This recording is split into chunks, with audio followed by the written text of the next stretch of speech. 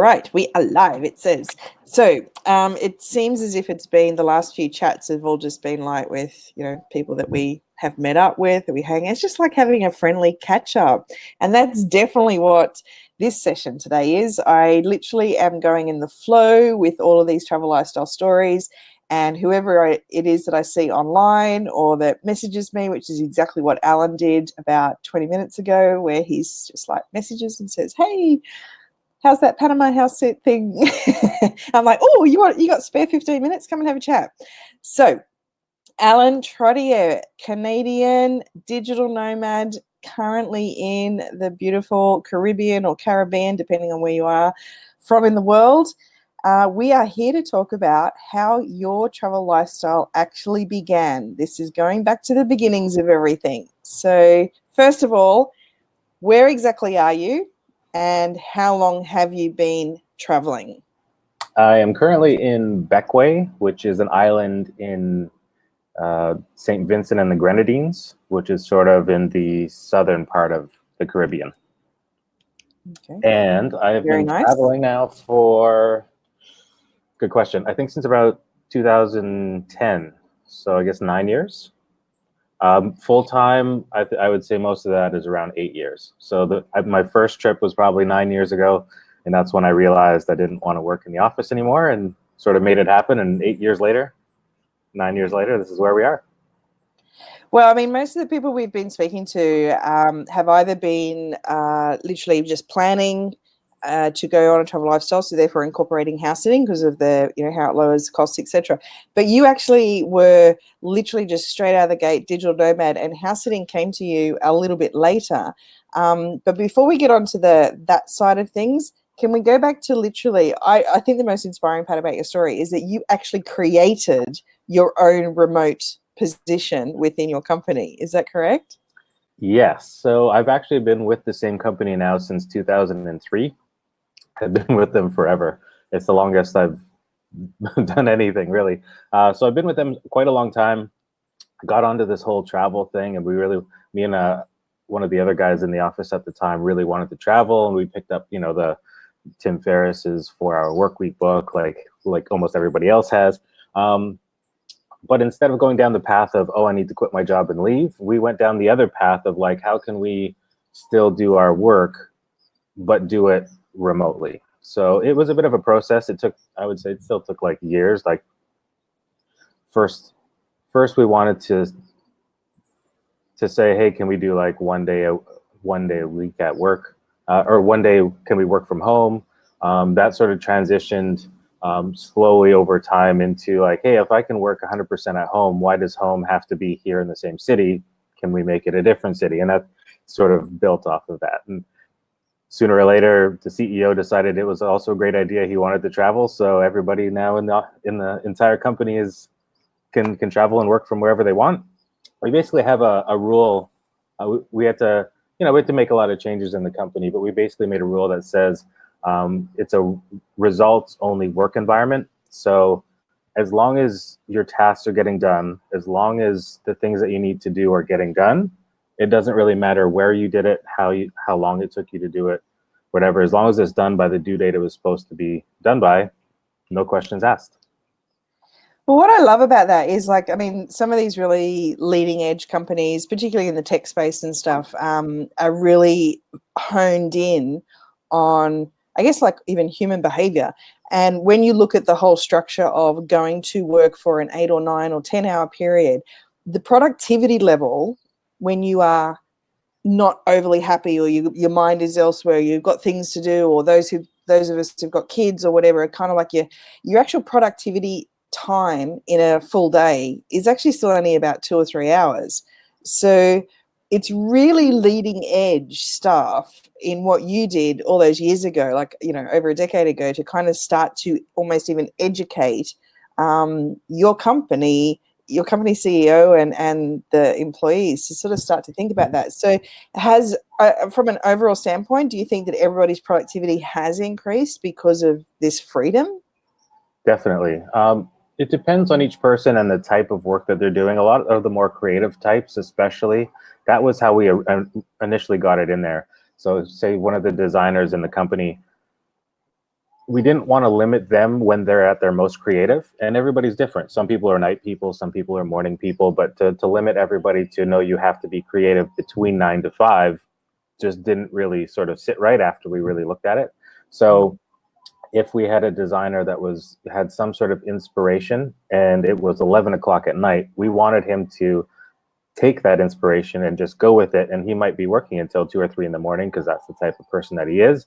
But if we were very strict and said, no, but you have to be in the office tomorrow at 9, he probably would have just said, oh, never mind, I went to sleep, woke up the next day at 9, he wouldn't have had the same inspiration and wouldn't have had such a cool product at the end or whatever he had been working on. So I think it really started when we were looking at the creative types that were working in the company.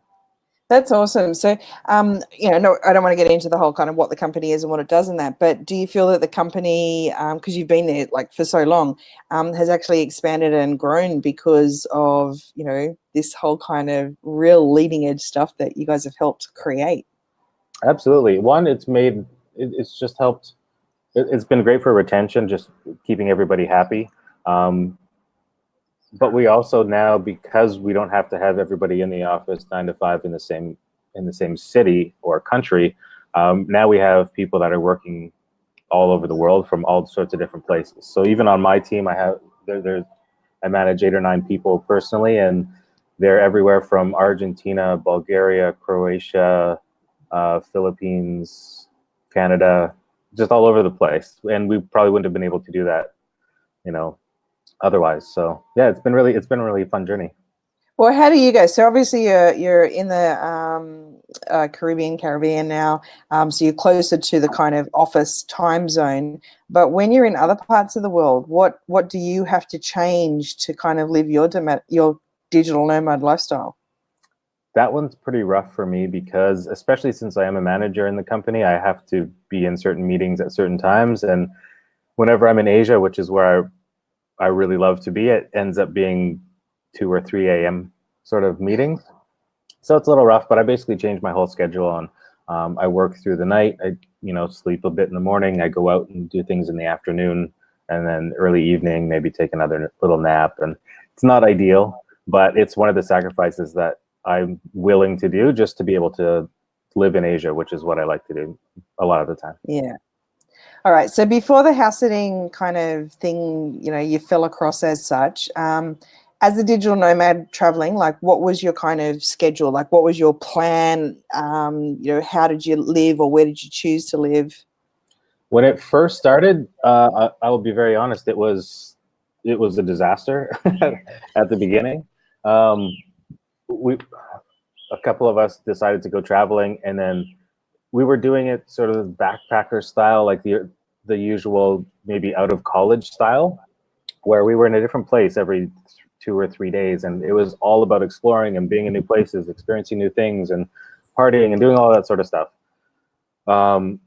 which left us 0 time to actually do any work. And so that kind of fell apart. We had to regroup and figure out how to do it again, and like on a next sort of extended trip. And that's when we realized, okay, we need to just rent a place for a month or 2 months at a time, stay there, then move. And that sort of got me into more of a slow travel. Yeah, and then we realized, oh, it's better because it'll actually save us money because we can like rent. This is when Airbnb was just sort of getting started too. So we could rent a place for a whole month and save a bunch of money. And then that led me into house sitting. Yeah. Well, how did you actually come across house sitting? Tell the story of that. So I was in I was in Playa del Carmen in Mexico, and I did a sort of like a digital nomad meetup. It was a sort of a rooftop bar gathering. It was a whole bunch of nomads getting together. They could, chat, just exchange stories and get to know everybody. I just happened to be sitting in a group, and somebody mentioned the word, that they were house sitting someone's cat down the street or something. And yeah, I was like, sorry, you're doing what? And she sort of explained what house sitting was, and it was sort of downhill for her, because then I ended up asking her about 50 to 100 questions. I don't think she was expecting to have to answer that many house sitting questions in one night, but from there, I just got really curious about it. I ended up leaving, going home, and just sitting down, doing a whole bunch of research, sitting on my laptop, and within a few days of watching as many videos and reading as many blogs as I could within 2 days. By the third day, I already had a house sit booked in the UK and Switzerland. Nice. Yeah. So do you remember when you started? Because we kind of, you know, met online not long after you sort of had started doing that. You did a lot of like short sits in the UK and Europe. Was that sort of intentional? You were just like taking whatever came, or what was your sort of game plan with that? It was twofold. One is I had a couple large, like longer sits. One was in the UK, one was in Switzerland, and then there was another one. So I did have some time to fill, but I also realized that sort of the trick to the game when you're talking about trusted house sitters was how many reviews you had. And I realized that there were a lot of sits that no one was really applying to because they were only 3 or 4 days. So I basically game planned for about a month or a month and a half to do as many sits as possible. And that really just got my reviews up. It was a little bit stressful because, again, having to travel every 3 or 4 days, but it was sort of that initial commitment I felt was sort of necessary to bump up the profile. And then ever since then, it's just worked, and I've been able to be a little more choosy for where and when I want to do my sits through that platform anyways. Well, it's kind of like almost doing the house sitting apprenticeship to a degree, isn't it? We were talking with a few people where it's sort of like, yeah, that gathering of references is good for your profile. So it's sort of like putting in the work to do that. But during that time, you also get to decide what kind of house sitting you want to do, what kind of pets you want to look after. So, you know, and when you've got an unusual working time zone as well, I mean, you know, you've still got ultimately the responsibility of the animals to start with. And if they're going to be up at 5 o'clock in the morning and you just want to go to bed because you've been awake till 3, you know, there's a lot to struggle with that. But can I ask you though, like, how's it going with that? Like, are you still loving the house sitting stuff? I still love the house sitting stuff. I am making a personal change where I'm not going to be doing it full time. So I did 3 years literally back to back. I think I maybe took a couple weeks off here and there. But right now I have another exciting project going on. I'm building a little house for my parents over in the Philippines. So later this year, I'm going to be moving over there, getting all that sort of done. But the plan is that I still love house sitting and I still love the flexibility it gives me to go travel. So I want to use the Philippines as my new home base. And I'm going to be house sitting sort of around Asia. And I'm also going to see if I can drum up more house sits in the Philippines, which I haven't seen too many of, but I know there are a lot of expats. So it could be a fun little project for me to go out and find those expats and let them know that, you know, people can help them with their homes. Well, I think that's the coolest thing. I'm just going to actually share your website as well. So you've got some really cool ideas. Like, I mean, outside of your job, you're doing these, you know, extra bits for the house sitting community on a whole. You're speaking at the House and Pet Sitting Conference in September. You've got this amazing website and offering house sitters a chance to, you know, have sort of a website profile if ever they want one as well. And you've got lots of different things that you're definitely creating. But I think the idea of helping spread the word through the countries where we know that a lot of people want to get to, that's where I really take my hat off to you. I mean, that's awesome. And I guess it does take sometimes just having that base like you're going to be doing to be able to take in those little short sits, you know, nip over to Singapore for a few days or Bangkok or whatever, because not everybody's always taking big, long vacations or whatever it is, time away from their homes. So it's a good way to meet people, isn't it? It's a good way to kind of spread the word. Definitely. Yeah, I find house sitting is different there because a lot of the people that a lot of the expats there, especially in Thailand or Bangkok, a lot of them tend to be working as either teachers or they're working in the UN or something along those lines. And so they're almost in like a corporate job where they only get a certain amount of holiday time or vacation time, which is a week or 2 at a time. So they're not doing we're going back to see family for 3 months as much. So yeah, it's sort of a nice thing to have a base and be able to go and explore different places as needed. Well, speaking of 3 months, you've got 3 months on 𝗣𝗀. How is that going? Pretty good. I actually did the math, and if you just count the weeks, it actually turns out to be closer to 4. But I'm just about at the halfway point. It's been really great. It's really hard to complain about the Caribbean. Earlier, when I first got here, there was, we were a little bit short on water, so I was praying for the rain. All the tanks are filled up, so I'm looking forward to getting more sun. But no, everything's looking pretty good. It's great here. And you've got a really nice little social network going on because there's quite a few house sitters around. So I've seen the photos of the barbecues and beach time and boat trips. And yeah, definitely a big time for house sitters around here. A lot of the time, people end up going. We're technically getting into hurricane season.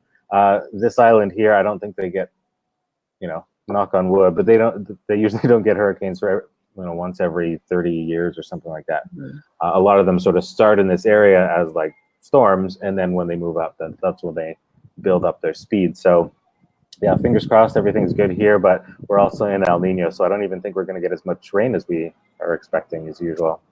Bugger. Well, thank you so much for sharing your story. If anyone's got any questions for Alan, get in touch through reliablehousesitters.com. Anything you want to let us know about the website with what you've got coming and what's happening with it?